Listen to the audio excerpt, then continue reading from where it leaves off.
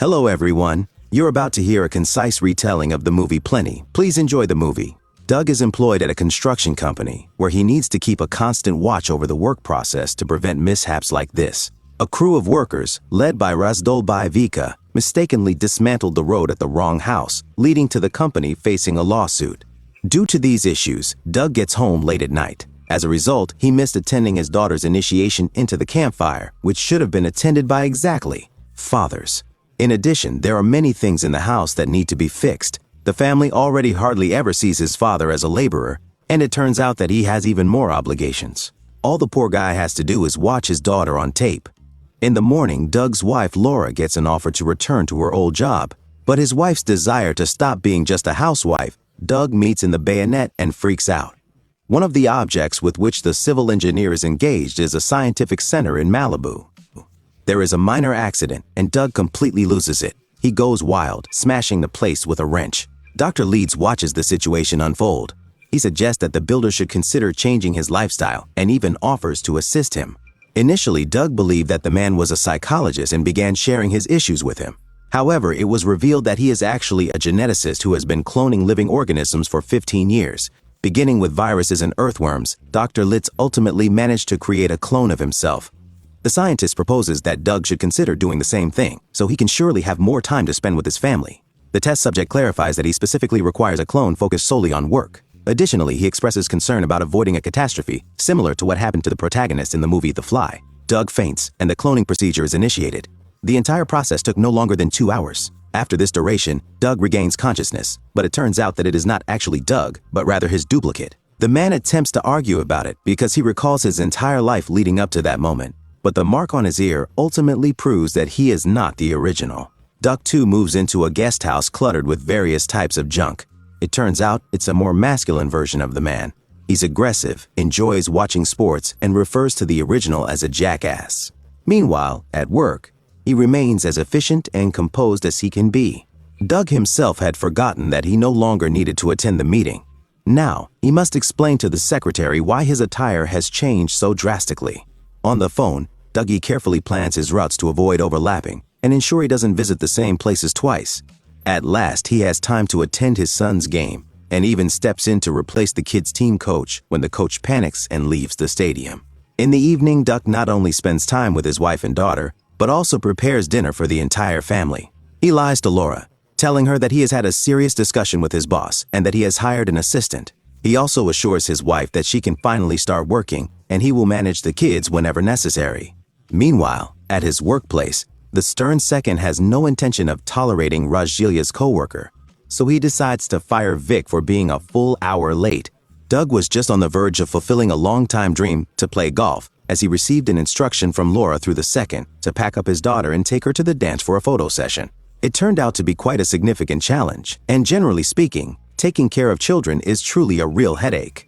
A month later, the tortured Doug invites Laura to dinner at a restaurant and complains that with all the cooking, laundry, cleaning, and childcare, he has absolutely no time for anything else. So, he insists that his wife needs to quit her job and do what he believes she should be doing, which is housekeeping. However, things are looking up for Laura, and she has her own perspective on the situation. Meanwhile, at the same time, another couple, the second man and his work colleague, are dining at a restaurant quite close to their table. He complains to his mistress, saying that he's been staying in the guest house for a month now while his wife is having an affair with his best friend. Duck notices them and almost chokes in surprise. In the restroom, he asks his clone if they can switch places, allowing him to return to work while his clone handles the housework. However, the brave clone merely laughs at the idea. Throughout all this time, he had neither a family nor a home. Yet, he performs better than the original and earns a good profit for the firm. There is some confusion among the audience, and the twins end up switching their companions. The second twin touches Laura's lips, which gives Doug a chance to escape with his mistress. Later in the evening, the man arrives at the clone's cabin and introduces him to yet another clone, the third one, who is tasked with taking care of the house and children. Moreover, he would accompany the second one who was feeling bored. Judging by his manner of speaking and acting, the third one represents Doug's more feminine side. He's gentle and polite with his wife, and he doesn't mind doing household chores. He's also content to share a bed with Laura, while the original Doug is at a basketball game. Eventually, it was revealed that nothing had actually happened between them. The third one merely rubbed his wiener against the woman. However, this situation compelled Doug to declare the most crucial and unchangeable rule of all. Only he is allowed to sleep with Laura. No clones are permitted. One night, Doug was woken up by sounds coming from the guest house. A couple of clones were having a party with two girls. The original Doug escorted the ladies out and discovered that the clones had even chosen their own names. 2 was Lance, and 3 was Rico. Yet the most significant discovery awaited him in the kitchen. The fourth clone, Lenny, and something quite unexpected.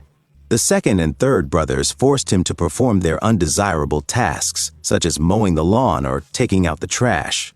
Meanwhile, the fourth brother was rather dopey, being a copy of a copy of a copy, which often results in a drop in quality. Rule number 2, no more dags. I enjoy burger. I like it.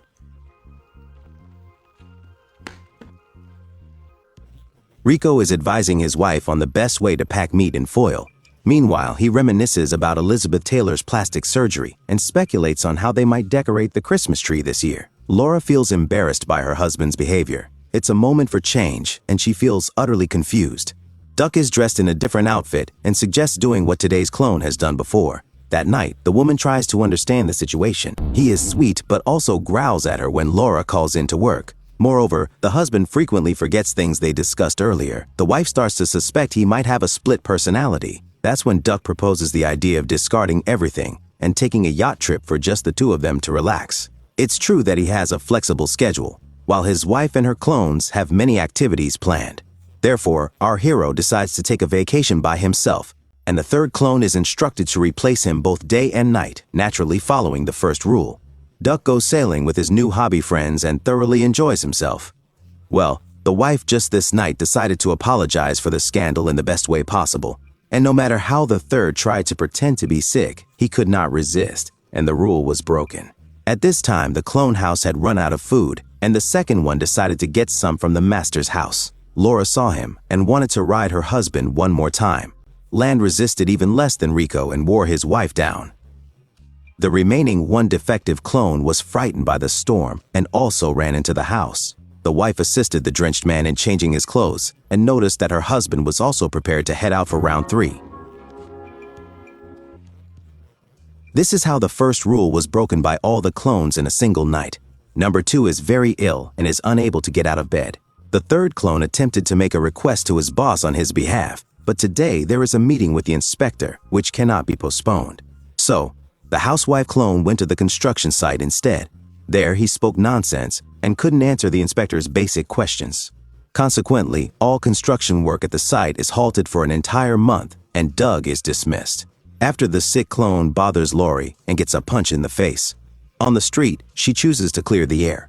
The only problem is, her conversation partner is Doug the fool, who doesn't even respond to her. Tell me what you want. I really want some burger right now. Please, could you give me some pizza? The original Duck eventually returns home and discovers all the clones residing in his house. Triplet is not concerned anymore about Laura discovering them because she left her husband and went to live with her parents, taking the kids along. That's when he learns about the layoff. As a shocking revelation, the clones confess to having slept with his wife, even the idiot clone. Doug questions why this occurred, and the underdog provides him with a straightforward explanation. The man failed to fix anything. Taking the statement literally, he takes it upon himself to rectify the situation. And with the help of the clones, he begins a global renovation of the house. He also turns for help to the previously fired Vic, and he, to his surprise, is not even interested in why he has 4 Doug in front of him. The builder has fixed the house. It's time to fix the family as well. He tells Laura that he's confused and lately couldn't figure out who he wanted to be, and asks her to drive up to their house. The woman is stunned, especially by the backyard pond. Later, Doug tells his wife he wants to start a business to control his time. Laura is moved and forgives him. They must now say goodbye to the clones, heading to Las Vegas. As they leave, they catch Laura's eye. Eventually, the clones send Doug a letter from Miami, where they've opened a pizzeria named 3 Guys from Nowhere.